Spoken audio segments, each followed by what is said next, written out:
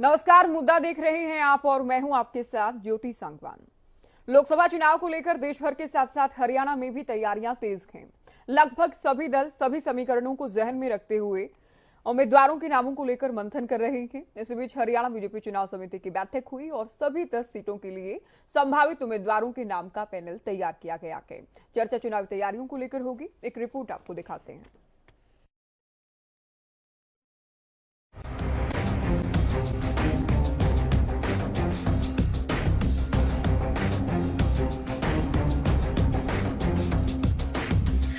आगामी चुनाव को लेकर सभी दलों में तैयारियों का दौर जारी है। उम्मीदवारों के नाम को लेकर मंथन मंत्रणाओं की रफ्तार तेज हो गई है। इसी कवायद में बीजेपी में भी अब बैक टू बैक बैठकों का दौर जारी है। अलग अलग राज्यों के लोकसभा उम्मीदवारों को लेकर बैठकों का सिलसिला शिखर पर है। इसी कड़ी में हरियाणा बीजेपी चुनाव समिति की बैठक में हरियाणा की सभी 10 लोकसभा सीटों को लेकर लोकसभा उम्मीदवारों को लेकर चर्चा भी हुई। जी हाँ, सूत्रों से मिली जानकारी के अनुसार सभी 9 मौजूदा सांसदों के नाम भी पैनल में शामिल किए गए हैं और साथ ही नए नाम भी लोकसभा क्षेत्रों के पैनल में शामिल किए गए हैं। हालांकि उम्मीदवारों को लेकर अभी और बैठकें भी होंगी। केंद्रीय चुनाव समिति भी हरियाणा के पैनल में शामिल नामों को लेकर चर्चा करेगी। ऐसे में बीजेपी का ये दावा भी है कि हमारे सभी उम्मीदवार मजबूत होंगे। सभी 10 लोकसभा सीटें हम फिर से जीतेंगे। स्वाभाविक है, चुनाव से पहले तो चुनाव समिति की बैठकें होती है, हर सीट का पैनल बनाया जाता है, उसके ऊपर डिस्कशन होता है और फिर केंद्रीय चुनाव समिति के पास में पैनल जाता है और वहाँ पर निर्णय किया जाता है। मौजूदा सांसदों को लेके मैम कोई फॉर्मूला, क्योंकि 75 पार वाला तो फॉर्मूला हमने देखा। मौजूदा सांसदों का फॉर्मूला केंद्र तय करेगा, वो राज्य के जुरिस्डिक्शन के बाहर है। कितने नामों पर डिस्कशन, 10 सीट के 10 की 10 पे लड़ना है या फिर जेजेपी के साथ कोई गठबंधन भी हो सकता है? भारतीय जनता पार्टी तो सभी पर तैयारी करेगी। गठबंधन का काम भी ऊपर वालों का है, राज्य का नहीं है। पैनल बन गया है क्या? एक सीट से कितने लोगों के पैनल है मैम? पैनल अलग अलग है, किसी सीट पे 2 हैं, किसी पे 4, किसी पे 5। कब तक ऐलान हो जाएगा वैसे मान के चलें? मुझे लगता है कि चुनाव जब तक घोषित होंगे तब तक इसकी घोषणा भी हो जाएगी। ये हमारा पार्लियामेंट्री बोर्ड तय करता है, उसके ऊपर चर्चा, काफी नाम आ रहे हैं, मजबूत कैंडिडेट हैं। कोई जो भी नाम आए हैं, एक एक नाम बड़ा मजबूत नाम हमारे पास आया है और कोई भी हमारा साथी कमजोर नहीं है, हर व्यक्ति मजबूत है। परंतु हमारे सामने 10 की 10 लोकसभा की सीटें, हमने वो जीती। कब तक उम्मीदवारों का ऐलान हो जाएगा? देखिए, ये हमारा पार्लियामेंट्री बोर्ड तय करता है, ये मेरे हाथ के अंदर नहीं।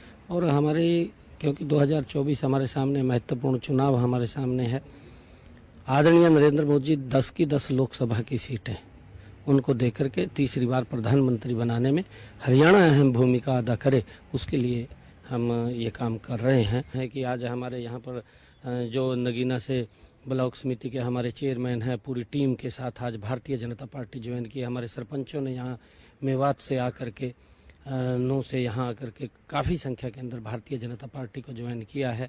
ये परिणाम है कि सरकार बिना भेदभाव के काम कर रही है। बीजेपी के अलावा अन्य दल भी चुनावी तैयारियों में जुटे हुए हैं और हरियाणा में कांग्रेस और आम आदमी पार्टी इंडिया गठबंधन के तहत चुनाव लड़ने वाले हैं।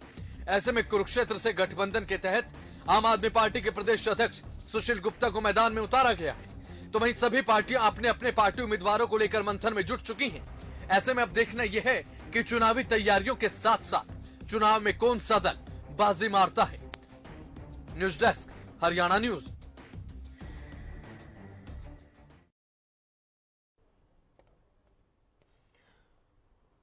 तो सूत्रों के हवाले से जानकारी है कि बीजेपी ने पैनल तैयार कर लिया है। अलग अलग लोकसभा सीट के लिए 2 से लेकर 5, जो कि सुधा यादव की ओर से भी कहा गया है, नाम शामिल किए गए हैं। आने वाले दिनों में और भी बैठक होंगी, जिसके बाद उम्मीद ये की जा रही है और खबरें भी सामने आ रही है कि जल्द ही बीजेपी लिस्ट जारी करने वाली है। चर्चा की हम शुरुआत करेंगे। कुछ खास मेहमान हमारे साथ जुड़ गए हैं। वीरेंद्र सिंह चौहान, प्रवक्ता बीजेपी, बजरंग दास गर्ग, प्रवक्ता कांग्रेस, रजत पंजेटा, प्रवक्ता इनेलो, सुखबीर तंवर, प्रवक्ता आम आदमी पार्टी और राजेंद्र जाधव, वरिष्ठ पत्रकार भी हमारे साथ चर्चा में जुड़ गए हैं। स्वागत है आप सभी का। शुरुआत बीजेपी से। चौहान साहब, जिस तरह से बैक टू बैक बैठकों का दौर जारी है, मानकर चलें कि जल्द ही लिस्ट आने वाली है। कुछ एक राज्यों की हम बात करें लोकसभा से जुड़े।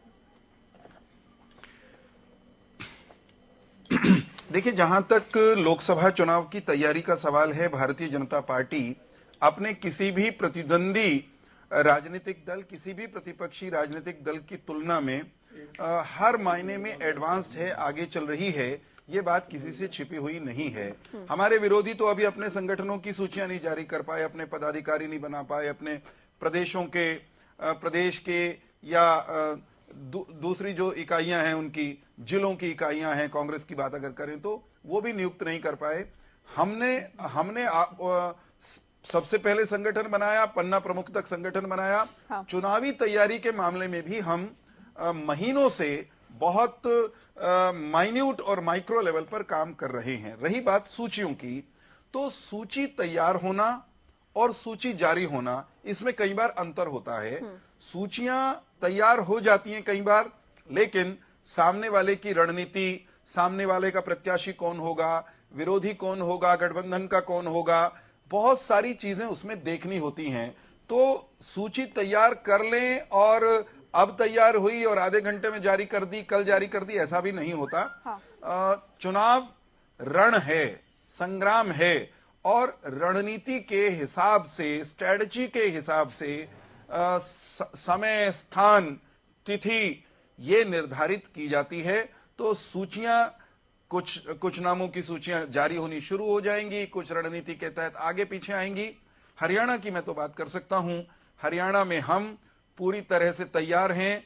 10 के 10 कमल नरेंद्र मोदी जी के गुलदस्ते में हमने सजाकर देने हैं, और उसके लिए हमने जो कुछ नीचे ग्रास रूट पर करना चाहिए हमने कर लिया है। हमारी सभी लोकसभा क्षेत्रों की चुनाव संचालन समितियां, कोर समितियां गठित हो चुकी हैं।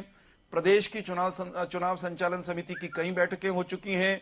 जिलों की लोकसभा क्षेत्र स्तरीय जो हमारी चुनाव संचालन समितियां हैं, प्रबंधन समितियां हैं, उनकी बैठकों का सिलसिला शुरू हो रखा है, वो चल रही हैं। और राज्य की जो हमारी इलेक्शन कमेटी है उसकी भी आज बैठक हुई है। हर कमेटी के पास अपना अलग अलग एजेंडा है, वो अपने अपने काम को आगे बढ़ा रही हैं। मसलन चुनाव प्रबंधन की जो समितियां हैं, चुनाव किस तरह से उसके अलग अलग डायमेंशंस को हमने, इलेक्शन कमेटी है। हेलो जी बोलिए। ज्योति जी, आवाज पहुंच रही है मेरी? जी जी बोलिए। जी जी, जो हमारी इलेक्शन कमेटी है, और इलेक्शन कमेटी के अलावा भी मैं इसको यूं कहना चाहूंगा कि भारतीय जनता पार्टी प्रत्याशियों के चयन की प्रक्रिया में खूब पारदर्शिता भी लेकर आती है हर बार, और उसमें प्रजातांत्रिक तत्व, प्रजातंत्र का तत्व वो सर्वाधिक रहता है। आपको ध्यान होगा ज्योति जी, प्रदेश के हर जिले में हरियाणा भाजपा के वरिष्ठ नेताओं ने दौरा किया है। हर जिले के प्रमुख कार्यकर्ताओं के साथ अलग अलग बातचीत करके किस लोकसभा क्षेत्र के कार्यकर्ता, प्रमुख भाजपा कार्यकर्ता, वहां के लोकसभा प्रत्याशी, संभावित होने वाले प्रत्याशी, आने वाले प्रत्याशी के बारे में क्या विचार करते हैं, कैसा होना चाहिए, कौन कौन हो सकते हैं, इस पर वो रायशुमारी कर चुके हैं। उसके बाद इलेक्शन कमेटी ने भी आज बैठ करके चुनाव से जुड़े विभिन्न विषयों पर चर्चा की। उसमें डेफिनेटली पैनल बनाने की बात भी है। जैसे आपने सुधा जी को सुना होगा, हाँ। उन्होंने कहा कि पैनल तैयार किए गए हैं, और पैनल्स जो हैं वो कोई एक ही आकार के नहीं हैं। जहां की जैसी परिस्थितियां हैं, कहीं 2 नाम भी हो सकते हैं, कहीं 4 नाम भी हो सकते हैं, कहीं 5 नाम भी हो सकते हैं। लेकिन जो स्टेट इलेक्शन कमेटी रिकमेंड करती है, जो पैनल आगे भेजती है, ये बिल्कुल भी आवश्यक नहीं है कि वो ही रहेंगे। केंद्र की जो हमारी चुनाव समिति है, हमारा संसदीय बोर्ड है, उसके पास बहुत सारी जानकारियां, फीडबैक रहती है। अंततोगत्वा जो लक्ष्य है वो 400 पार का है। एक एक सीट को हम लक्षित करके जीतने के लिए ये चुनाव लड़ने वाले हैं। प्रत्याशियों के चयन में भी सबसे बड़ी प्राथमिकता यही रहेगी कि हर बूथ को जीतेंगे, और हर बूथ को जीतते हुए, हर बूथ को मजबूत करके, उम्मीदवार भी जिताऊ निश्चित तौर पर रहेंगे ही, हम हर सीट को जीतने की तैयारी में लगे हैं, उसकी रणनीति बना रहे हैं। ठीक है बजरंग जी, शुरुआत में ही सुना होगा आपने चौहान साहब को कि आप लोगों की तो संगठन की लिस्ट भी अभी नहीं आई। तो मेरा सवाल ये भी, क्या इस बार भी बिना संगठन के जाने वाले हैं चुनाव में? संगठनात्मक तैयारी में भी, मजबूती में भी पीछे हैं, चुनावी तैयारी में भी बीजेपी दावा कर रही है हम 2 कदम आगे हैं सभी से। ज्योति जी, भारतीय जनता पार्टी का संगठन पन्ना प्रमुख सिर्फ कागजों में है, धरातल पे कुछ नहीं है।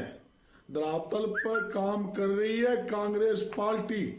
आप देखोगे कांग्रेस का हर नेता, हर कार्यकर्ता घर घर जा रहा है। अनेकों हमारे कार्यक्रम हरियाणा के अंदर चल रहे हैं, और कार्यक्रम भी क्या, छोटी सी हम मीटिंग करते हैं, रैली का रूप ले जाती है। इतनी भारी भरकम भीड़ आपके चैनल ने एक बार नहीं सैकड़ों बार आपके चैनल ने दिखाया। और आज की जनता पूरी तरह से मन बना चुकी है। हरियाणा में भी कांग्रेस की सरकार और 10 की 10 सीटें जिताने का मन बना चुकी है। नो कांग्रेस लड़ेगी, एक हमारी सहयोगी जो है आप पार्टी कुरुक्षेत्र से वो लड़ रहे हैं, 10 की 10 सीटें जीतेंगे, इसमें कोई दो राय नहीं। यहां तक कि मेरे साथी कहते हैं संगठन, अब मैं बताना चाहता हूं, लगातार आज हमारे जितने लोकसभा के 10 की 10 सीटों के प्रभारी काम कर रहे हैं। यहां तक कि कन्वीनर एक मैं बिहानी लोकसभा क्षेत्र बिहानी महेंद्रगढ़ दादरी का मैं खुद कन्वीनर बैठा हूं। हमारी कम से कम 4 मीटिंग लोकसभा टिकटों के बारे में हो चुकी है, और हमने फाइनल रिपोर्ट 19 तारीख को फाइनल रिपोर्ट जो हमारी स्टैंडिंग कमेटी है उसको दे चुके हैं 1 to 1। हमसे सारी डिस्कस हुई है, पैनल तक हमारे बन चुके हैं, और यहां तक कि हमारे जिला प्रभारी, जिला कन्वीनर, लोकसभा के कन्वीनर और ब्लॉक के कन्वीनर और जिले के शहरी कन्वीनर, सारी टीम हमारी लगी हुई है। यहां तक कि हमारे घर घर अभियान विपक्ष आपके समक्ष 90 के 90 क्षेत्र के अंदर हम रैलियां कर रहे हैं। आपने देखा भारतीय जनता पार्टी की चाल, हमारी 2 तारीख को उकलाना के अंदर रैली थी, 50,000 आदमी की भीड़ आनी थी। उन्होंने आज हमारी परमिशन ली हुई हमारी कैंसिल कर दी। हिसार के अंदर हमारी बैकवर्ड की थी वो रद्द कर दी। पहले जो हमारी रैली कलायत की थी, एक दिन पहले परमिशन ली हुई वो कैंसिल कर दी। ऐसी स्थिति जो है, डरी हुई भारतीय जनता पार्टी जो खुद तो रैली करती है, वहां कोई द्वारा 144 नहीं, खुद कार्यक्रम करे वो ठीक। कांग्रेस पार्टी के जगह जगह जो कार्यक्रम है उनकी परमिशन लेने के बावजूद भी परमिशन रद्द कर रही है। ये वो पार्टी है वोट चोर। तो वो तो प्रशासन कर रहा है ना, चोर, सरकार चोर। नहीं, आप जो कार्यक्रम कर रहे हैं क्या वो बीजेपी ने रद्द की आप लोगों के कार्यक्रम, या प्रशासन ने मंजूरी नहीं दी, क्या हुआ? मैं पूछता हूं, मैं ज्योति जी एक बात कहना चाहता हूं, प्रशासन किसके इशारे में काम करता है? प्रशासन किसका है? ये भारतीय जनता पार्टी सरकार का तो प्रशासन होगा। तो डीसी की हिम्मत है क्या बिना सरकार की बात करे वो हमारी रैली की परमिशन ये कैंसिल कर दे? परसों रैली होनी है, टेंट हमारे लग चुके हैं और उन्होंने कैंसिल कर दी। कलायत के अंदर टेंट लग चुके थे, वो हमारी कैंसिल कर दी। हिसार में हमारी कैंसिल कर दी। ऐसा हो सकता है क्या? 2 महीने से जहां प्रचार हमारा हो रहा है और आप एट दी स्पॉट कैंसिल कर रहे हो, जहां टेंट लग चुकी, सारी व्यवस्था हो चुकी, गाड़ियों की व्यवस्था होगी, ठहरने की व्यवस्था, खान पान की व्यवस्था, कितने खर्चे लगते हैं ज्योति जी? ये सब एक ड्रामा है। डरी हुई कांग्रेस है, उन्हें पता है। हाँ, डरी हुई कांग्रेस, भाई कांग्रेस पार्टी का बड़ा भारी आजकल नहीं, डरी हुई नहीं, कांग्रेस से डरी हुई भारतीय जनता पार्टी, वो इसलिए डरी हुई है। आई कांग्रेस, मैं पूछता हूँ किस नाम की वोट मांगे? ठीक है, आप लोग कह रहे हैं कि सरकार बीजेपी डर गई है, आप ये कह रहे हैं बीजेपी डर गई और प्रशासन के सहारे आप लोगों के कार्यक्रम रद्द किए जा रहे हैं, कोई भी बहाना बनाकर। ठीक है, मैं इनेलो को चर्चा में जोड़ देती हूँ। कांग्रेस किस तरह बुकलाई हुई है?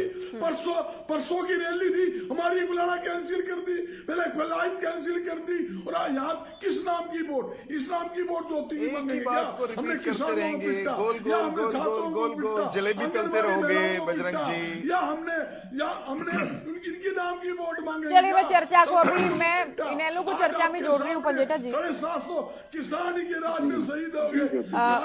ठीक है, अभी रुकिए बजरंग जी, रुकिए।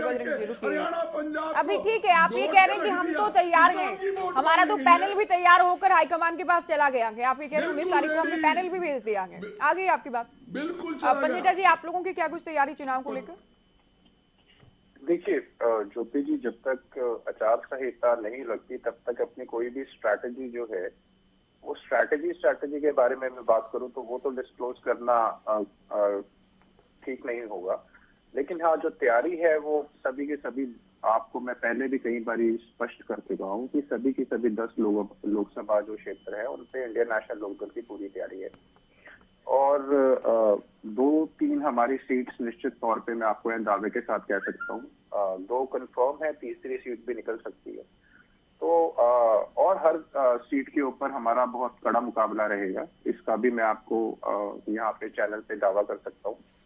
देखिए, भाजपा की सरकार के खिलाफ जो एंटी इनकम्बेंसी है वो ऐसे ही नहीं है। कर्ज के अंधेरे कुएं में हरियाणा की सरकार ने आज प्रत्येक नागरिक को 1.5 लाख, 2 लाख के कर्ज का कर्जदार बना दिया है।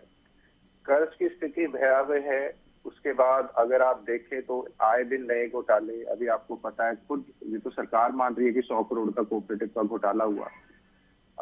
उसमें एक नोडल ऑफिसर है, उसके खिलाफ वो 2014 से खिलाफ तो उसके क्या कार्रवाई करनी थी उसको, बल्कि पूरा एक ही पोस्ट पे 2014 से अब तक बनाए रखा जब तक विधानसभा का सत्र चल रहा था। और ऐसे ही पता नहीं कितने घोटाले सरकार के अंदर हो चुके हैं, कोई शराब रजिस्ट्री, धान किलोमीटर स्कीम, अन्य सहकारिता विभाग को लेकर तो सीएम साहब ने भी कहा पंडेटा जी ऑडिट हुआ ही नहीं, 1992 के बाद कभी नहीं हुआ और हम ये शुरुआत कर रहे हैं कि हम ऑडिट कराएंगे। हालांकि अभी की ओर से भी कहा गया कि ये बिना किसी घोटाला, बिना कोई घोटाला इनका राज रहा, उसमें 6 साल कम से कम। वो पूरी बात सरकार का कहना ये कि हम ऑडिट करवाएंगे, हालांकि अब तक नहीं होता था, लेकिन आगे से इस बात का ध्यान रखा जाएगा। कुछ ऑडिट हो भी गए हैं, कुछ अभी प्रक्रिया में है। ज्योति जी, या तो मुझे लगता है मुख्यमंत्री खुद अगर जानकारी नहीं रखते तो उस पद पे बनने के लायक नहीं है।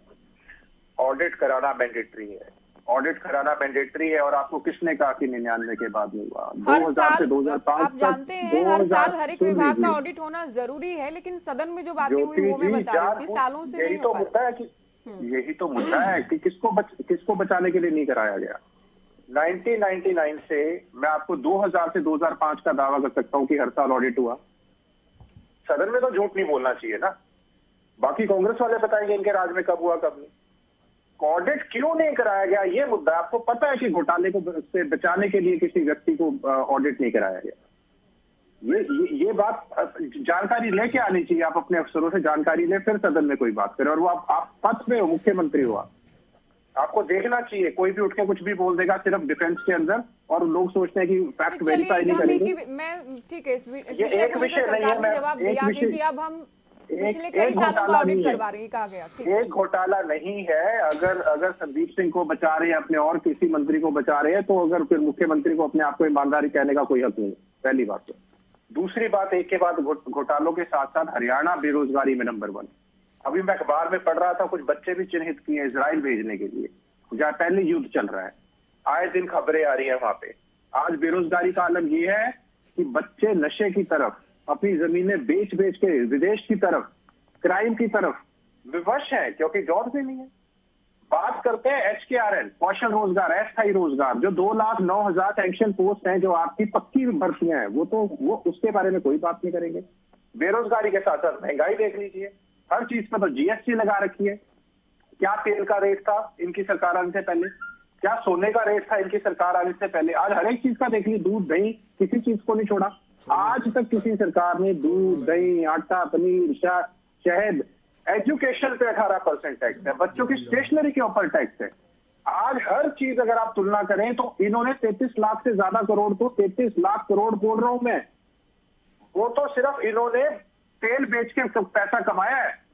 24,95,955 करोड़ उद्योगपतियों का माफ कर दिया, किसानों का 1 रुपया माफ नहीं करा।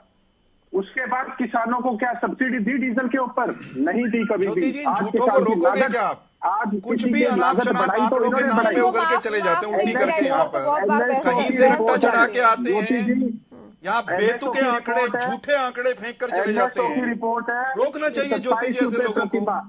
क्या मुद्दा है इनके पास कोई कहने के लिए? 27 रुपए प्रति माह। अरे क्यों अभी से मिर्ची लगने लगी? आपको अभी तो बोलना भी शुरू नहीं किया मैंने। वही रोज की तोता रटन, मसलों पर आकर बात करनी नहीं, झूठ बोले बिना गुजारा आपका होता नहीं है। आप बीच में काट रहे हो, वो सबसे बड़ा एग्जाम्पल है कि आपको तकलीफ हो रही है। आपकी अपनी NSO की रिपोर्ट है, 27 रुपए प्रति माह। मूल मसले पर मैं तो आपको आईना दिखाना चाहता हूँ, मैं तो आपको आईना दिखाना चाहता हूँ सच्चाई का। आपने खाद का जो वेट है कट्टे का वो क्यों कम किया? टाइम पे आप खाद मुहैया क्यों नहीं कराते?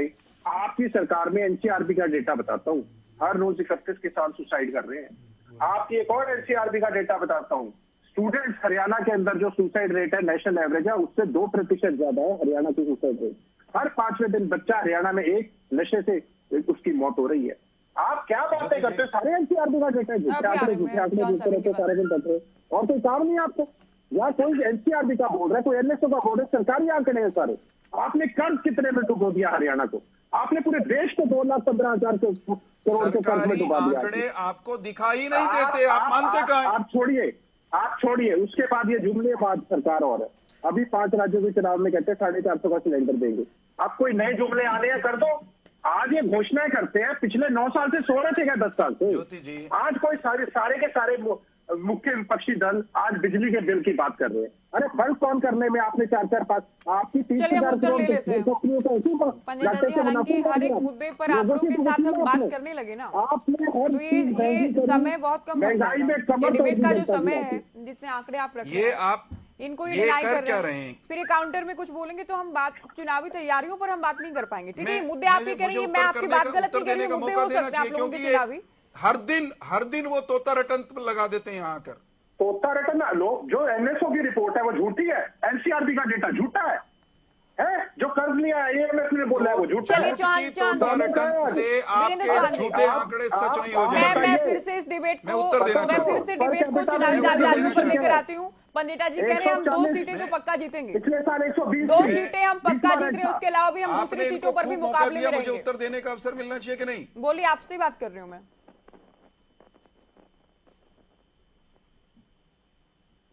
कि इंडियन नेशनल लोकदल एक विधायक वाली पार्टी है। इंडियन नेशनल लोकदल शुक्र है इन्होंने ये कहा कि ये 2 सीटों पर मुकाबले में हैं और इन्होंने ये गप नहीं हाकी कि ये 10 में से 100 सीटों पर मुकाबले में हैं। इंडियन नेशनल लोकदल हरियाणा में कहीं दूर दूर तक दिखाई नहीं देती। हां, एक बात पक्के तौर पर मैं भी कह रहा हूं, आपके दर्शक भी इस बात को समझते हैं कि इंडियन नेशनल लोकदल अगर मजबूती से चुनाव लड़े, ठीक से चुनाव लड़े, तो ये हमारा भला करेंगे। मैं तो चाहूंगा कि ये ठीक से चुनाव लड़ लें। इनके पास ना संगठन है, ना नेता है, ना कार्यकर्ता हैं। इस इंडियन नेशनल लोकदल जिसके प्रवक्ता हमारे मजीठा जी हैं, उसको कितने साल रुक जाओ, अरे रुको तो सही।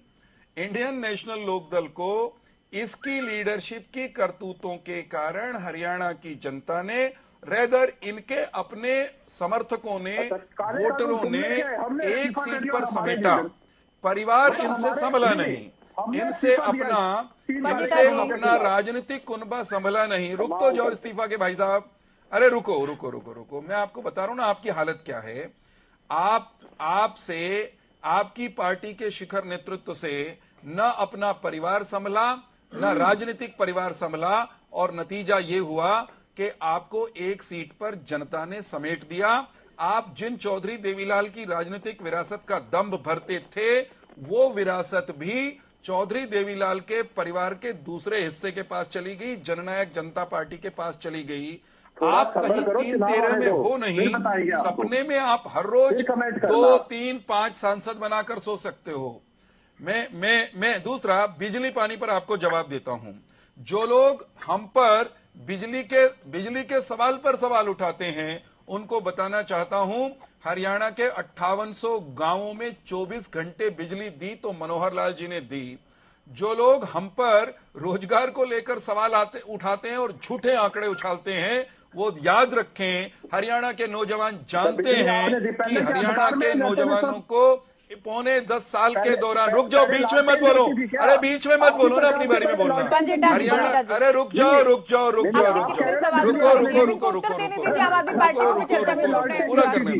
पूरा करने दो भाई। मेरी बात मुझे 2-3 वाक्य कहने दीजिए ज्योति जी, इनको अनइंटरप्टेड 2-3 वाक्य कहने दीजिए, केवल 2-3 वाक्य कह लेने दीजिए। बिजली पर सवाल उठाने वाले, कंडेला में किसानों पर बिजली के बकाया बिलों के नाम पर गोलियां चलवाने वाले, याद रखें हरियाणा के 5800 गांवों में 24 घंटे बिजली हमने दी। हरियाणा के हर घर में, गांव के हर घर में नल से जल हमने दिया। हमने कांग्रेस के शासनकाल से कांग्रेस, अरे रुक जाओ, बीच में मत बोलो, सुन लो, हिम्मत है तो सुनो, हिम्मत है तो सुनो, क्योंकि रोजगार चिल्लाने आ जाते हो झूठे आंकड़े लेकर। हरियाणा के 10 साल के शासनकाल में बजरंग जी की पार्टी ने 85-86 हजार नौकरियां दी थी। हम 1.25 लाख पक्की नौकरियां पारदर्शिता से, बिना खर्ची पर्ची के, ईमानदारी से दे चुके हैं। और सवाल रोजगार का उठाते हो, आपसे झूठा कौन होगा? आप तो लगातार बोल रहे हैं, देखिए मुझे म्यूट कराना होगा आपको।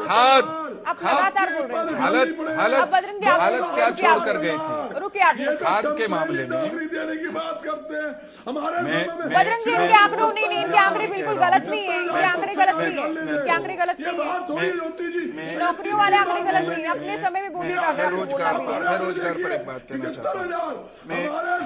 बजरंग जी, यूं तो डिबेट नहीं हो पाएगी ना। अभी पंजिटा जी बोल के रुके, अब आप शुरू हो गए। ये इंडियन नेशनल म्यूट कराएं। इंडियन दूसरों के समय में जो भी प्रवक्ता बोलते हैं सभी को म्यूट रखें। कांग्रेस की पहचान थी जिला, जाति और नोटों का झोला देखकर नौकरियां देने की।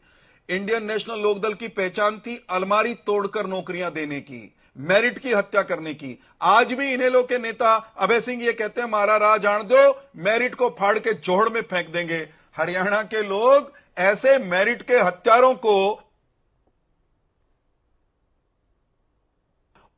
और आसपास भी फटकने नहीं देंगे। सत्ता के जितनी दूरी पिछले 20 साल से बना रखी है ना सत्ता से आपकी, अगले 5 साल के लिए भी उतनी ही दूर हरियाणा की जनता इंडियन नेशनल लोकदल को रखने वाली है। चलिए, मैं आम आदमी पार्टी को चर्चा में जोड़ रही है। अभी रुकिए सर, अभी रुकिए। कौन सी कांग्रेस हमारा मुकाबला करेगी?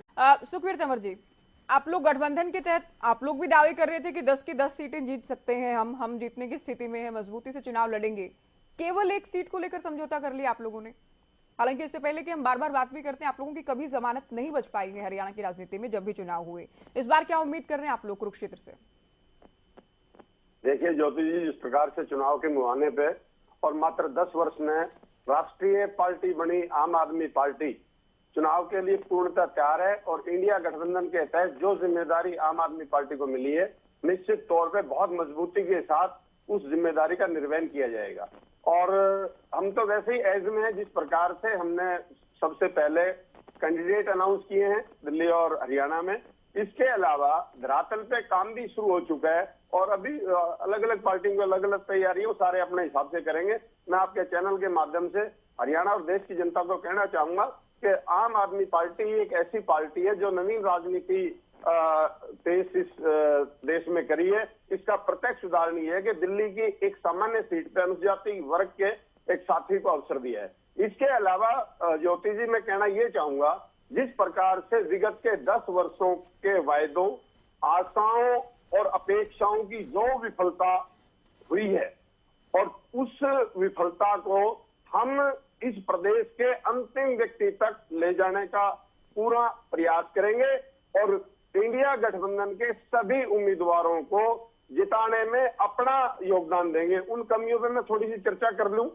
माननीय प्रधानमंत्री जी ने कहा था पहली कलम से स्वामीनाथन कमेटी की रिपोर्ट को लागू करेंगे और C2+50 में हम न्यूनतम समर्थन मूल्य देंगे। वो स्वामीनाथन कहा था, इसमें 2+F ज्योति जी, स्वामीनाथन तो नहीं, स्वामीनाथन आयोग की रिपोर्ट की सिफारिशों में ये कोई मेंशन नहीं किया गया। ये सारी विफलताएं 10 साल की।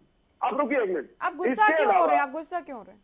नहीं रुकिए ना, आप बीच में इंटरप्ट करते हो फिर ठीक नहीं है। इसके अलावा आपसे तो सवाल पूछ रही सुखबीर तंवर जी, माननीय प्रधानमंत्री जी ने 2016 में कहा कि 2022 में किसान की आय दोगुनी कर देंगे, नील बटे सन्नाटा कुछ भी नहीं।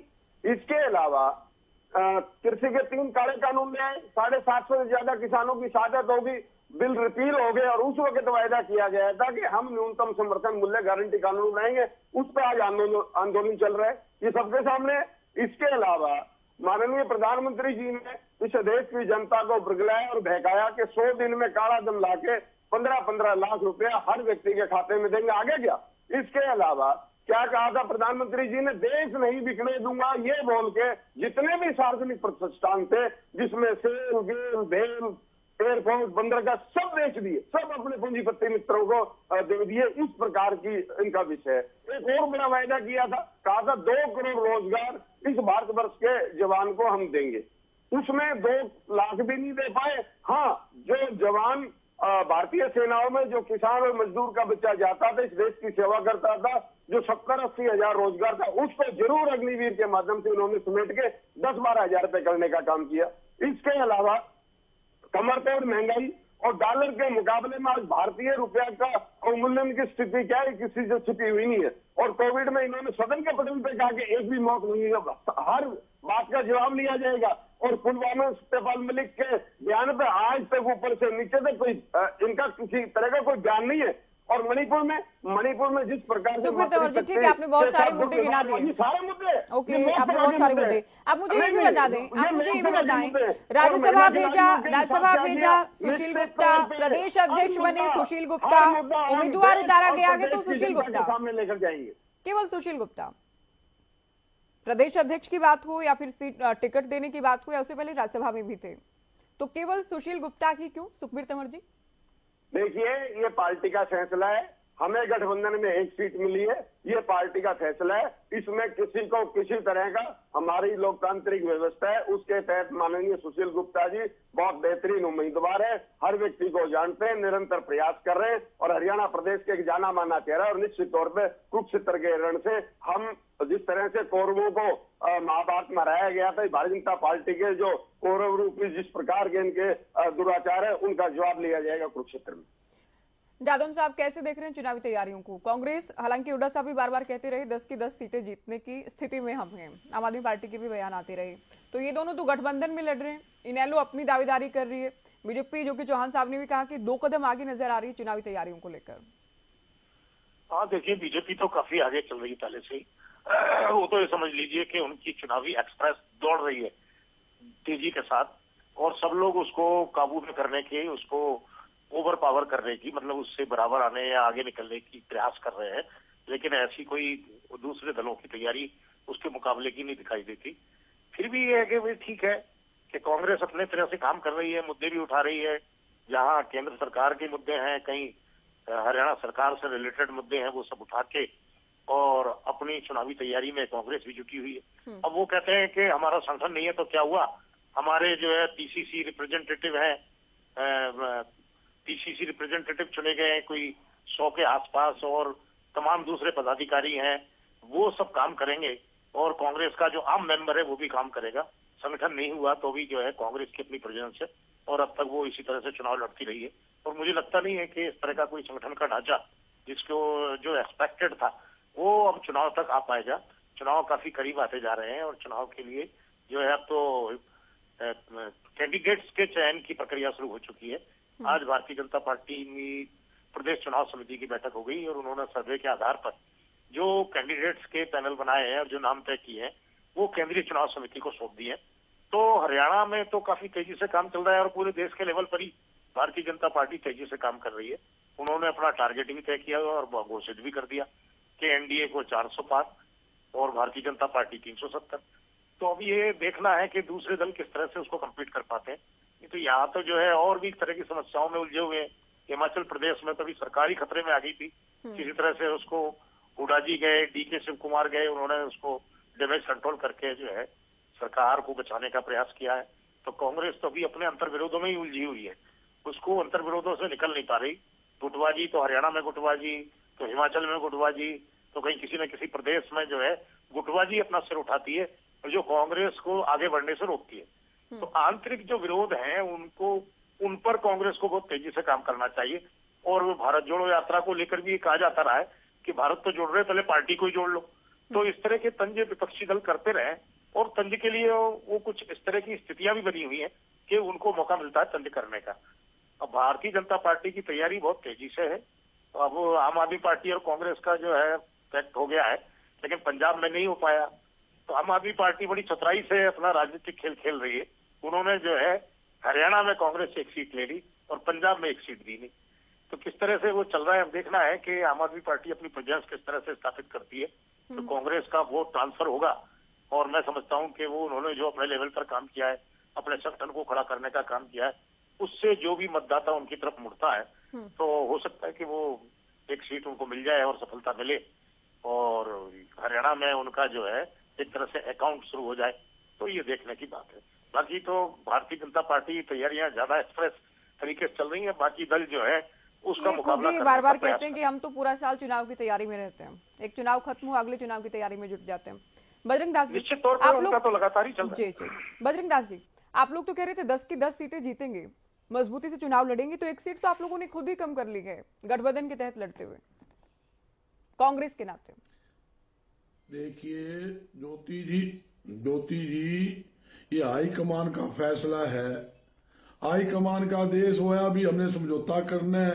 5 स्टेटों में आप पार्टी के साथ समझौता हुआ है, यूपी में समझौता हुआ। जो भारतीय जनता पार्टी क्यों समझौता कर रही है? हर जगह भारतीय जनता पार्टी भी समझौता कर रही है। आजकल समझौता का सिस्टम बना हुआ है। हर एक आदमी चाहता है, ये तानाशाही सरकार से मुक्ति चाहता है। ये लोकतंत्र का खतरा इस टाइम देश के अंदर बना हुआ है। जिस प्रकार चुनी हुई सरकार को ये खत्म करने को लगे हुए हैं, जिस प्रकार खरीद फरोख्त करके वो चुने हुए विधायकों को ठा के ले जा रहे हैं। हिमाचल में क्या खेला खेला गया आपके सामने है, जहां तक कि चंडीगढ़ में क्या खेला खेला गया, महाराष्ट्र में क्या हुआ, मध्य प्रदेश में क्या हुआ। आप देखते हो जो जनता सरकार चुनती है, जनता जो विधायक चुनती है, उसके जनता के सहयोग से सरकार बनती है। ये चुनी हुई सरकार को नहीं मानते। ये पैसे के दम पर, ईडी के दम पर, सीबीआई के दम के ऊपर, इनकम टैक्स के दम के ऊपर ये चुनी हुई सरकार को घेरते हैं और जिनके ऊपर भ्रष्टाचार के आरोप लगाते हैं, जैसे शिंदे जैसे लोग थे, कुलदीप बिश्नोई जैसे लोग थे और दुनिया भर के लोग थे जिनके ऊपर करोड़ों अरबों रुपए के भ्रष्टाचार के आरोप लगाए। जब उन्होंने भारतीय जनता पार्टी से समझौता कर लिया तो वो ईमानदार बन गए। नहीं, उनके ऊपर ईडी छोड़ दी भाई, तो आप ज्वाइन करो। नहीं, आप पार्टी के अरविंद केजरीवाल ने क्या कहा? उन्होंने बयान दिया ही नहीं था 5 दिन पहले, भाई मेरे पर दबाव घेर रखा है, आप सेटिंग करो नहीं तो आपको अंदर ठोकेंगे। ऐसी स्थिति सरकार के अंदर बनी हुई है। यह हकीकत बात है। आज जनता देख रही है किस प्रकार ये आपके सामने सुप्रीम कोर्ट ने क्या कहा। जब 6-8 वोट इन्होंने चोरी करी, 36 में से 8 एकजुट हो रहे हैं। आप देख, एक डर तो है कि दबाव बना रही बीजेपी, या कैसे भी करके आप लोगों का ये मानना है कि सरकार गिरा देगी। बिल्कुल नहीं, देखो बिल्कुल सही बात है। ये आप सुनिए, बीजेपी के खिलाफ नहीं, तानाशाही सरकार के खिलाफ लोकतंत्र बचा। सुनिए, अनुराग ढांडा ही कहते रहे कि हुड्डा कौन होते हैं कहने वाले कि गठबंधन भी नहीं लड़ेंगे, तो भूपेंद्र हुड्डा तो आपकी पार्टी के सबसे बड़े नेता के इस वक्त, उनके खिलाफ इस तरह की बातें सामने आती रही। तो क्या जब नेताओं के ही बयान मेल नहीं खाते थे अब तक, क्या कार्यकर्ताओं के, दोनों पार्टी के, जब तक गठबंधन नहीं होता, जब तक गठबंधन नहीं होता, ज्योति जी, जब तक गठबंधन नहीं होता, हर एक पार्टी का नेता अपनी पार्टी के लिए लड़ता है, मैदान नहीं छोड़ता। हम 10 की 10 लड़ते, इसमें कहने की क्या बात है? जब हाईकमान ने फैसला कर दिया कि साझा लड़ेंगे, आप पार्टी के साथ कुरुक्षेत्र में पूरी मदद करेंगे और आप पार्टी वाले 9 की 9 सीट के ऊपर हमारी कांग्रेस पार्टी की मदद करेंगे। दिल्ली में साझा लड़ेंगे, गोवा में साझा लड़ेंगे, गुजरात में साझा लड़ेंगे, चंडीगढ़ में साझा लड़ेंगे। आप मुद्दा देखिए ज्योति जी, 36 वोट के अंदर 8 वोट की चोरी कर लेते हैं। सुप्रीम कोर्ट कहता है ये लोकतंत्र की हत्या है, इसके खिलाफ केस कीजिए। मैं ये पूछना चाहता हूं, 140 करोड़ जनता जब वोट गिरेगी, कितनी वोट ये चोरी करेंगे, ये सोचने की बात है। सपने आ गए। मोदी साहब कहते हैं अब की बार 400 पर, कभी मशीन में कोई सेटिंग कर ली क्या? अब की बार यंत्रयामी है क्या? पिछली बार कहा था अब की बार 75 पर, रह गए 40 पर टक गए। ठीक है, सबके अपने अपने दावे। देखिए आप लोग भी तो 10 की 10 का दावा कर रहे थे ना, वनिता जी भी 2 सीटों का दावा कर रहे थे, अभी अपना दावा कर रहे हैं। विधानसभा में अधिकार तो सभी को है ना। ठीक है, चौहान जी मैं आऊंगी अभी एक सवाल के साथ। ज्योति जी ये मानिए जुमले न, जैसे मोदी जी जुमले फेंकते हैं तो ये भी एक जुमला। आप ये कहो ये जुमला है, जुमला है इनका। चलिए आपकी बात पूरी हो चुकी है। अभी पंडिता जी को टाइम देते हुए अभी रुकिए चौहान साहब, अभी 2 सीटों को लेकर ये कह रहे हैं, चौहान साहब ये कह रहे हैं एक ही तो विधायक है आपकी पार्टी का, आगे वो भी उम्मीद नहीं, जो कि इनका कहना है। 2 सीटों पर भी आपकी दावेदारी नहीं बनती है बीजेपी के ज्योति मुताबिक। जी, अगर हम भाजपा का 2009 और उससे पहले का भी कभी हम देखें, हरियाणा में आपको पता है इनके कितने विधायक रहे हैं, तो क्या कभी फिर उस हिसाब से तो 2014 में इनकी सरकार आनी ही नहीं चाहिए थी। आपका पास्ट में कम देखिए, वो अलग समीक, वो कारण ही अलग थे। वो जो अगर ये सोचते हैं कि 2019 में जो हुआ वो सेम स्थिति रहेगी, वो भाजपा को सिर्फ अच्छा लगता है ये मुंगेरी लाल के हसीन सपने देखने दीजिए, जनता फैसला कर देगी। अरे अभी तो अपने इसी बजट में खुद मानना है 34,000 करोड़ का हमने कर्जा और बढ़ा दिया। वो तो अभी सीएजी की फाइनल रिपोर्ट भी नहीं आई। असल में कर्जा कितना है वो तो अगली सरकार बता ही देगी आके। जो ऊंचे दावे करता है करने दीजिए। इनकी 10 की 10 अगर सोच के खुश हो रहे हैं या चैनल में बैठ के खुश हो रहे हैं, असली फैसला तो जनता ने करना है। परेशान तो जनता को कर रखा है। अगर किसी को कुछ दे रहे हैं, अगर बोलते हैं कि हमने ये दे दिया वो दे दिया, तो आप ये देखिए इनकी अपनी, चलो 5100 वालों की बात ही नहीं करते, आज भाजपा का था कि हम 3000 पेंशन देंगे, पिछले महीने से शुरू करी। सरकार में बोला था जुमला की देंगे, आते ही देंगे, जनता इंतजार करके देगी, धीरे धीरे करके तरसा के आखिरी के अंदर। अब भाजपा जो भी बातें करती है, आप ये बताइए। आपसे एक वाक्य देखिए, उसे लेकर तो ये कहते हैं 5 साल का मैंडेट देती है जनता, 5 साल में घोषणा पत्र के वादे पूरा करने का टारगेट होता है। उसमें ये कि हम आते ही लागू करेंगे, ये वादा नहीं किया गया था। ये बीजेपी का कहना है। मैं तो चाहता हूँ, इस जैसे आपने बात करी है, मैं तो चाहता हूँ ये बात को खूब उछाला जाए कि भाजपा जो कहेगी वो आखिरी महीने में जाके आपको देगी। मैं चाहता हूँ इनके घोषणा पत्र में अभी बड़ी बड़ी बातें कर रहे हैं, मोदी की गारंटी, ये गारंटी। अरे 9 साल से सोए हुए थे क्या? कोई भी अगर बात आज करते हो तो आपके पास सरकार थी, 10 साल का राज था, आपने क्यों नहीं किया वो चीज? जो और विपक्षी दल आज बात कर रहे हैं, आप उनकी रीस क्यों कर रहे हैं? अगर हम सोलर की बात करते हैं, आज आपको सोलर याद आया। हम बिजली के बिलों की बात करते हैं और बिल्कुल सत्य बात है, ये बार बार बात करते हैं हमारे बारे में। हमने 75 से 85% बिल माफ किए थे। आज चैनल पे आपको मैं दावे और गारंटी के साथ बोल सकता हूं, फिर भी कंडेला की बात करते हैं। अभय सिंह जी हरियाणा की पॉलिटिक्स के अंदर सारा कुछ दे रखा था इनके हाथ में। ये जो आज जेजेपी वाले, इनके हाथ में था सारा कुछ। एग्रीमेंट भी इन्होंने साइन किया था कंडेला वाला। लेकिन अभय सिंह जी ने सक्रिय राजनीति में, हरियाणा की सक्रिय राजनीति केवल सिरसा तक सीमित थे। पूरे पब्लिक अपॉलॉजी कंडेला खाप में जाके पब्लिक अपॉलॉजी करी थी, सरेआम माफी मांगने का काम किया था। है इनके अंदर इतनी, आज तक इन्होंने किसी भी 750 किसान शहीद हुए इनके 3 काले कानूनों की वजह से, और एक दिन टीवी पे आके बोल दिया मेरी समस्या में कमी रह गई थी। अरे 750 किसान तो मर गए। आपने वादा खिलाफी की, आपने वादा किया, आपने एमएसपी का कानून नहीं बनाया। अरे क्यों, मुझे समझ नहीं आता। शरद पवार जी एग्रीकल्चर मिनिस्टर थे और गुजरात के सीएम थे मोदी जी, और उन्होंने पत्र लिख के एमएसपी की गारंटी की मांग की थी। सब कुछ बता रहे थे, सब कुछ लगा के 50% वो दो। मैं एक वीडियो देख रहा था, मेरे पास वीडियो भी मिल गया उसका, खुद मोदी जी ने बोला था मुख्यमंत्री होते। और अब किसानों को कह रहे हैं कि नहीं देते आपको, गोलियां मारेंगे आपको, आंसू गैस मारेंगे, ड्रोन से कहते हैं हम खेती सिखाएंगे, ड्रोन से उन किसानों के ऊपर टीयर गैस फेंक के उनका बुरा हाल कर दिया, इतनी शेलिंग करी है जैसे बॉर्डर हो। आप लड़ किसके साथ रहे हो? वो सिटीजन है यहाँ के, इस देश के सम्मानित सिटीजन है। आपने उनको रोक रखा है, उन्होंने थोड़ी ना रोक रखा है। आपने जनता को परेशान कर रखा है रूट डाइवर्ट करके, आपने दिल्ली की जनता को परेशान कर रखा है। जब सारे काम उल्टे करने हैं, किसान को एमएसपी नहीं देनी, उसकी लागत कितनी बढ़ाई। आज हर चीज के ऊपर, किसान के इक्विपमेंट के ऊपर जीएसटी है, हर चीज के ऊपर किसान जीएसटी दे रहा है। और इतना महंगा तेल की पूछो ना। अब तेल पता है कब सस्ता करेंगे? ये होते हैं चुनावी गिद्ध, जिसे बोलते हैं ना चुनावी गिद्ध, लाशों पे राजनीति करने वाले ये लोग हैं। अब इलेक्शन आ गया, अब देखना आप सस्ता कर देंगे थोड़े दिनों के अंदर। तेल भी, डीजल भी कर देंगे, पेट्रोल भी कर देंगे। 6 रुपए पेट्रोल कर देंगे, 10 रुपए के 6 रुपए डीजल कर देंगे, 10 रुपए के आसपास ये पेट्रोल सस्ता कर देंगे। 750 का नहीं, 450 का इन्होंने जुमला दिया। एक और अलमारी वाली बात कर दी। अरे अलमारी के बीच में बैठे हुए थे क्या आप? अलमारी काट के पूरी जजमेंट पढ़ तो लो। हमारे टाइम पे 4 लाख पक्के कर्मचारी थे और ओपीएस भी था। ये सारी इतनी नौकरियां के बाद भी आपके 1.5 लाख पक्के कर्मचारी हैं। इतनी पक्की नौकरियां दी, सब कौशल रोजगार। अरे विधानसभा के पटल पे बोल रहे हैं हम HKRN से देंगे, विधानसभा के पटल पे बोल रहे हैं हम कौशल रोजगार देंगे, अस्थायी रोजगार देंगे। आपके पास पैसा ही नहीं है।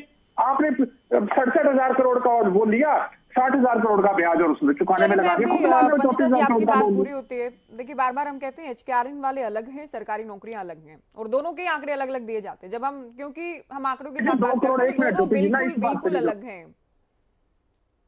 सरकार ने HPSC और HSSC से जो भर्तियां हो रही है सरकारी, उनके आंकड़े अलग देती है सरकार, HTRN के अलग से। ठीक है चौहान साहब, एक तो मैं फिर से चुनाव को लेकर बात करती हूँ, क्योंकि चुनावी तैयारियों पर हम बात कर रहे हैं। चौहान साहब, कब तक ये क्लियर हो जाएगा? क्योंकि आम वोटर्स, आम हरियाणवी के अलावा दोनों पार्टियों के जो कार्यकर्ता हैं उनके जहन में भी ये सवाल है कि आखिर होना क्या है, क्या मिलकर लड़ेंगे क्या चुनाव, या फिर अलग अलग चुनाव लड़ा जाएगा? ये पिक्चर कब तक क्लियर हो पाएगी? ज्योति जी, इस सवाल का जवाब मैं दूंगा, लेकिन जो मेरे मित्रों ने सवाल उठाए हैं एक बार उन पर मुझे छोटी छोटी टिप्पणी करने दीजिएगा।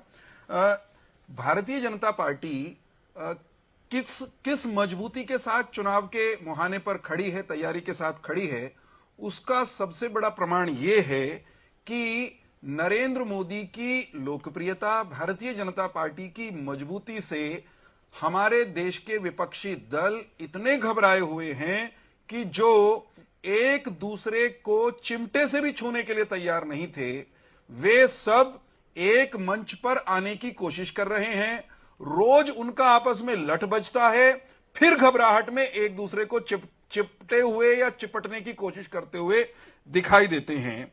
भाजपा की मजबूती का प्रमाण यह भी है कि सबसे बड़े विपक्षी दल कांग्रेस समेत सब तरफ खलबली है, भगदड़ है। इनके दलों के बड़े बड़े नेता इनके शिविर, इनके कैंप छोड़ करके वो जा रहे हैं और रोते हैं टेलीविजन पर आकर, बजरंग जी और दूसरे मित्र, भाजपा ने ये कर दिया, ये चोरी कर लिया, वो चोरी कर लिया। अरे भाई, अगर आपके विधायक, आपके पार्षद, आपके सांसद, आपके बड़े बड़े नेताओं को आप संभाल नहीं पा रहे हो, अपने संगठन को संभाल नहीं पा रहे हो, अपने गठबंधन पार्टनर्स को आप संभाल नहीं पा रहे हो, तो देश के सामने क्या मुंह लेकर चुनाव में जाने वाले हो? पहले अपने भीतर आपको झांकना चाहिए। आपकी बहुत खराब हालत है। मैं एक बात यह कहना चाह रहा था कि भारतीय जनता पार्टी ने कुछ नहीं किया, भारतीय जनता पार्टी ने कोई वादा पूरा नहीं किया। जो लोग ये कहते हैं वे जान लें कि हरियाणा में 14 फसलें एमएसपी पर खरीदने की व्यवस्था की तो भारतीय जनता पार्टी की मनोहर जी के नेतृत्व वाली सरकार ने की। जहां तक एमएस स्वामीनाथन का नाम लेते हैं, इन्होंने लिया आज सुखबीर तंवर जी ने, इन्हें तो शायद एमएस स्वामीनाथन आयोग की सिफारिशों का भी ठीक से पता नहीं होगा। एमएस स्वामीनाथन आयोग की सिफारिशों को लागू करने का काम कांग्रेस 4-5 साल तक टालती रही। भारतीय जनता पार्टी की सरकार ने, नरेंद्र मोदी जी की सरकार ने किसान आयोग यानी एमएस स्वामीनाथन आयोग की सिफारिशों को लागू किया, फसलों का मुआवजा बढ़ाया, बीमा की सुविधा दी और अधिकांश सिफारिशें स्वामीनाथन आयोग की हमने लागू की। अपनी मृत्यु से पहले स्वयं ट्वीट करके 1 से अधिक बार स्वर्गीय भारत रत्न एमएस स्वामीनाथन जी ने कहा था कि मोदी सरकार किसान आयोग की सिफारिशों को कायदे से लागू कर रही है। लाखों परिवारों को राशन की सुविधा, सवा करोड़ से अधिक हरियाणवियों को निशुल्क चिकित्सा की व्यवस्था, आयुष्मान भारत और चिरायु हरियाणा के माध्यम से कांग्रेस के शासनकाल की तुलना में जब हम जाएंगे चुनाव लड़ने 6 महीने बाद, तो हम दावे के साथ ये कह सकेंगे कि जितनी भूपेंद्र सिंह हुड्डा के राज में सरकारी नौकरियां पक्की मिली, हमने उससे 2 गुनी दे दी हैं। ये 86-85 हजार देकर के गए थे, अब तक हम 1.25 लाख से ज्यादा दे चुके हैं। जितने मेडिकल कॉलेज छोड़कर गए थे हरियाणा में, उससे 2 गुना से ज्यादा आज मेडिकल कॉलेज हैं। जितने हरियाणा बनने के बाद कुल कन्या महाविद्यालय बने थे, उतने तो हमने नए अपने 9.5 साल के कार्यकाल में ज्योति जी बना दिए। नए विश्वविद्यालय बने, संस्कृत का विश्वविद्यालय, कौशल का विश्वविद्यालय, स्वास्थ्य का विश्वविद्यालय। ये फिर भी कहते हैं हरियाणा में विकास नहीं हुआ। हरियाणा में बेहतरीन सड़कें, बेहतरीन बिजली, गांवों के जोहड़, तालाब, पोखर वो बेहतरीन हुए हैं। हरियाणा के कितने गांवों में 24 घंटे बिजली थी आपको भी मालूम है ज्योति जी, 2014 में, और मुझे भी मालूम है। आज 5800 गांवों के हरियाणा के लोग वो 24 घंटे बिजली का आनंद ले रहे हैं। और हरियाणा के गांवों में लाल डोरे के भीतर बसने वाले मेरे और आपके पुरखों को अपनी ही जमीन का अधिकार नहीं था कागजों में, उस पर न वो लोन ले सकते थे, ना कुछ उसको डेवलप कर सकते थे, मालिकाना हक नहीं था। हर हरियाणवी ग्रामीण को लाल डोरे के भीतर की उसकी संपत्ति का अधिकार किसने दिया? भारतीय जनता पार्टी की सरकार ने दिया। समाज के हर वर्ग के लिए हमने काम किया है और सबसे बड़ी बात है, हमने चोरी चकारी रोक दी। ठीक है, पेंशन में डकैती चलती थी, पेंशन बनाने में रिश्वत लेते थे, पेंशन बांटने में रिश्वत लेते थे। ठीक है, हमने जो काम किए हैं, जो हमने काम किए हैं ज्योति जी, उन्हीं के आधार पर इनको ध्वस्त करने वाले हैं। रही बात गठबंधन की, आज की तारीख में ज्योति जी, जब मैं और आप इस डिबेट में चर्चा कर रहे हैं, जननायक जनता पार्टी एनडीए गठबंधन का हिस्सा है और चुनाव के समय चुनाव हम इकट्ठे लड़ेंगे नहीं लड़ेंगे, उनको कितनी सीट दी जाएंगी नहीं दी जाएंगी, ये निर्णय एनडीए की लीडरशिप यानी हमारा केंद्रीय नेतृत्व सही समय पर ले लेगा। ठीक है, हम में से हम दोनों दलों में कहीं कोई बेचैनी नहीं है।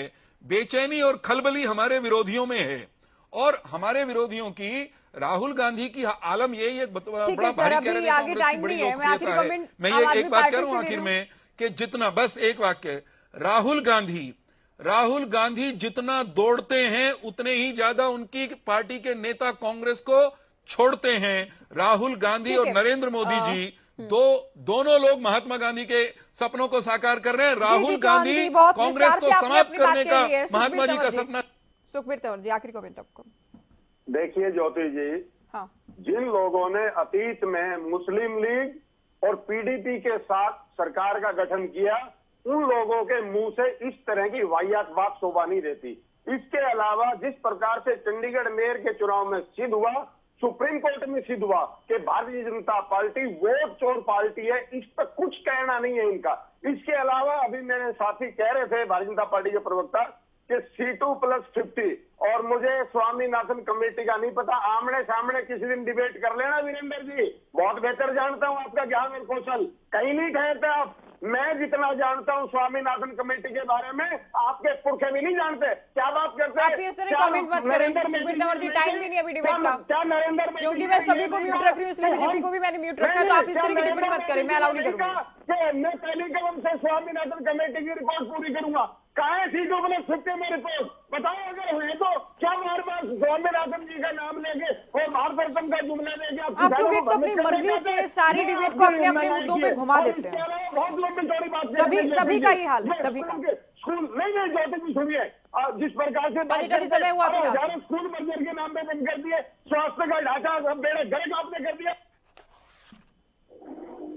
और पंजाब में बिजली के बिल मुफ्त है और हरियाणा में सबसे ज्यादा है। और सड़कों की बड़ी बात करी आपने, आप 25 करोड़ प्रत्येक विधायक को दे रहे। क्या सड़कें ठीक है? क्या चलने लायक? क्या आज हरियाणा प्रदेश की सड़कें जर्जर चलने वाली है? और कृषि की आप बात कर रहे हैं, अरे 10 साल में जिस प्रकार से यूरिया की कालाबाजारी, डीएपी में कालाबाजारी, जादव जी से आखिरी कमेंट चर्चा का।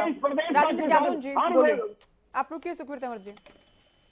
हाँ देखिए, चुनाव मैदान में जा रहे हैं, सबके अपने अपने दावे हैं इस डिबेट में, तो मैं समझता हूं कि वो उन दावों के अनुसार जो है चुनाव मैदान में प्रदर्शन करें और लोगों को, मतदाता को अपनी तरफ आकर्षित करें, लुभाएं और चुनाव जीत के दिखाएं। ये है, अब ये विवाद तो चलता ही रहेगा कुछ ना कुछ, लेकिन अपनी परफॉर्मेंस पर ध्यान दें और अपने आप को मजबूत करें। पंडिता जी कुछ बोलना चाह रहे हैं? ज्योति जी, 2-3 बातें बोलूंगा, समय सिर्फ मुश्किल से 15 सेकेंड लूंगा। आयुष्मान योजना की बात कर रहे थे, आयुष्मान योजना में बहुत करोड़ों लाखों करोड़ का घोटाला हो चुका है। दूसरी बात, इन्होंने बहुत बड़े बड़े आंकड़े दिए, मैं आपको बताऊं, 1 करोड़ जनसंख्या बढ़ चुकी है और 1 करोड़ जनसंख्या के हिसाब से पहले 4 लाख अगर पक्के कर्मचारी थे, उस हिसाब से बात करिए आपके समय के अंदर, ठीक है। उसके बाद आपने सड़कों की बात करी तो स्टेट हाईवेज का भट्टा बैठा हुआ है। एक एग्जाम्पल देता हूँ आपको, एक मुर्दा जा रहा था एम्बुलेंस के अंदर, हरियाणा के खड्डों के अंदर आके वो मुर्दा जिंदा हो गया। ये हालत है आपके हरियाणा की सड़कों की। इससे ज्यादा कुछ नहीं बोला। आपने तो नए आरोप लगा दिए, अब इनको जवाब देने। चांद साहब, अंतिम कमेंट आपका। कह रहा हूं, बस एक बात मैं ये कह रहा हूं, मैं इंडियन नेशनल लोकदल को झूठे आंकड़े देने हूं। ये जिस घोटाले की बात कर रहे हैं, अगर इनमें हिम्मत है तो कल प्रमाणों के साथ एक FIR दर्ज कराएं। जांच कराना मेरा काम है। चोर, लुटेरा कोई भी होगा उसको अंदर ठोकेंगे और सजा देंगे, जैसे इनके नेता। ठीक है, फिर आप लोग ये कीजिए, हम डिबेट भी लेंगे इस मुद्दे पर। फिर बजरंग जी आप बोले बहुत जल्दी चुनाव को लेकर। देखिए ज्योति जी, मेरे साथी ने कहा हमने नौकरियां दी, 4.5 लाख पक्की नौकरियां हैं। हमारे समय में 3,75,000 पक्के कर्मचारी थे, सिर्फ 75,000 पद खाली थे। इनके समय में 2,07,000 से ज्यादा पद खाली है। और ये बार बार कहते हैं आज कर्जा ले लो, 1966 से लेके 14 तक कर्जा 70,000 रुपए, इन्होंने मलाई खाकर 4.5 लाख करोड़ से ऊपर कर्जा कर दिया। और तीसरी बात ये कहते हैं किसान की बात करते हैं, ये पोर्टल की सरकार है, किसान की 2 गुना आय करने की बात की, खर्चे 2 गुना जू कर दिए, किसानों गोली दाबने काम किया, किसानों को आंसू गैस की गोली दाबने काम किया। ठीक है, आप मुद्दे किनारे आप लोग कि हम इन मुद्दों के साथ चुनाव में जाएंगे। बहुत शुक्रिया सभी का, बहुत शुक्रिया आप लोगों ने वक्त दिया। और चर्चा हम चुनावी तैयारी को लेकर कर रहे थे, किसकी क्या तैयारी है और तैयारियों में कम से कम कौन किस पर भारी है। फिलहाल दीजिए इजाजत, नमस्कार।